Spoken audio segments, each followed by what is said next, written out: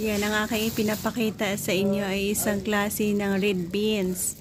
Kung tawagin dito sa Ilonggo ay sugok, hantak, or sitaw na maiiksi. So, ganyan siya. Gagawa tayo ng isa sa masarap na recipe gamit ang gulay na ito.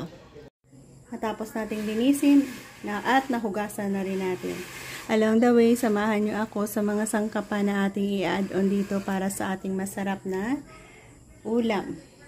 Ang sugok, kung tawagin dito sa amin sa Iloilo, maliliit na sitaw. Naglagay tayo ng cooking oil. Igisa natin ang onion, garlic, kamatis.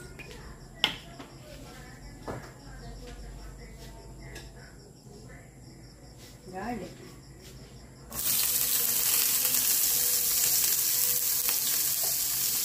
Onion.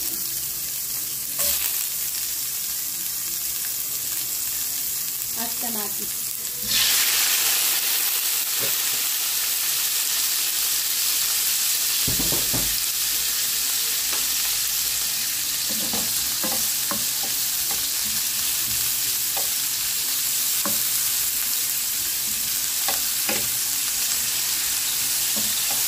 So, i-add natin ang giniling.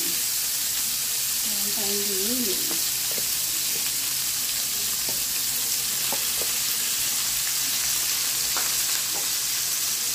Isabay natin sa pag-isa dito sa ating onion, garlic, at kamatis.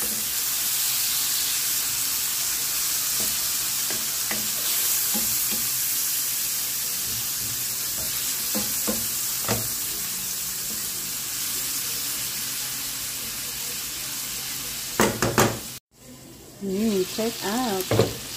Tapos natin mag-isa. Pwede rin natin i-add ang ating sitaw. Yan, matapos natin mag-isa at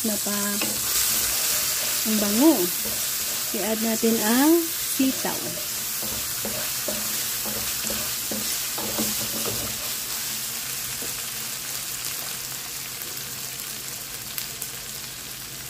Ayan, sa masarap na gulay ng sitaw.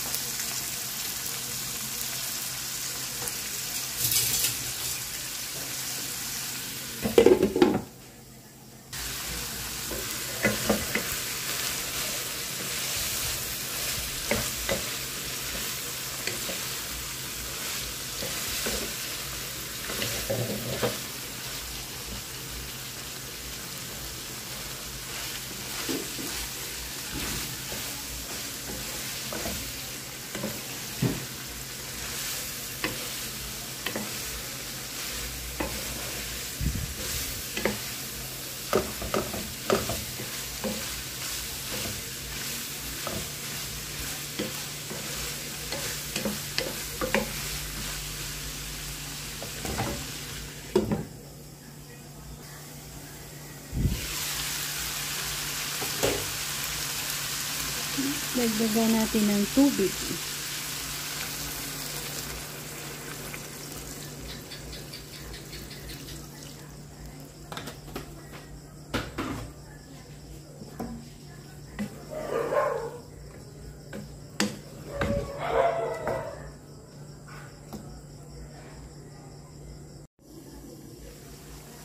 Wow.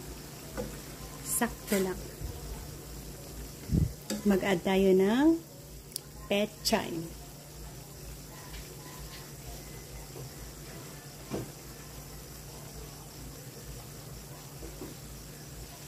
Asin. At mag-add na tayo ng pechay dyan. Maraming pechay, masarap.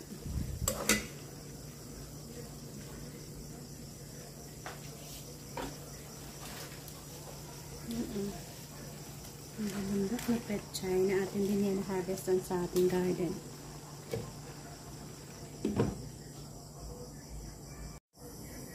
Mag-add tayo ng 2 pirasong sili. Sarap ng ating ulam.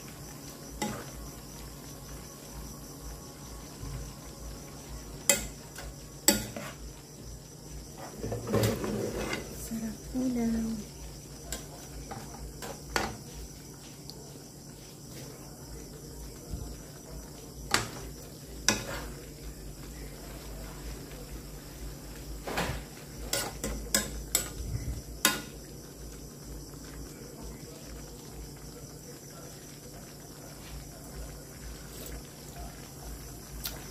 Sarap. So, thank you guys for joining me. Dito na ako mag-end. Bye-bye. God bless and maraming salamat ulit.